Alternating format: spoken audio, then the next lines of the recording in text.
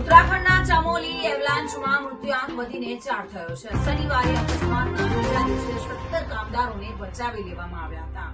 શુક્રવારે અગાઉ 33 લોકોને બચાવી લેવામાં આવ્યા હતા. એક મજૂર હજુ પણ ગાયબ છે. 28 ફેબ્રુઆરીના રોજ સવારે 7:15 કલાકે ઉત્તરાખંડના ચમોલીના માના ગામ નજીક એવલાન્ચ થયું હતું અને જેમાં 55 મજૂરો બરફમાં ફસાઈ ગયા હતા. ચમોલીના ડીએમ સંદીપ તિવારીએ કહ્યું છે કે આર્મીના 4 હેલિકોપ્ટરોનો પણ ઉપયોગ કરવામાં આવી રહ્યો છે.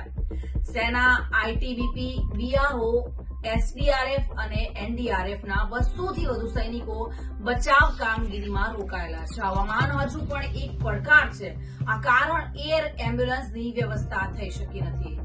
સેનાના એમઆઈ 17 જેટલા હેલિકોપ્ટર સ્ટેન્ડ બાય પર છે અને આ ઘટના બદ્રીનાથથી 3 કિલોમીટર દૂર ચમોલીના માના ગામમાં બની હતી. ઉત્તરાખંડના મુખ્યમંત્રી પુષ્કરસિંહ ધામીએ જણાવ્યું હતું કે ચમોલી બદ્રીનાથ હાઈવે પર બોર્ડર રોડ ઓર્ગેનાઇઝેશન બીઆરઓના કુલ 57 લોકો કામ કરી રહ્યા હતા, જેમાંથી 2 લોકો રજા પર હતા. ઘટના સમયે બધા જ કામદારો કન્ટેનર હાઉસમાં હતા અને તે જ સમયે પર્વત પરથી બરફનો મોટો ભાગ નીચે ધસી આવ્યો હતો અને આ કામદારો દટાઈ ગયા હતા.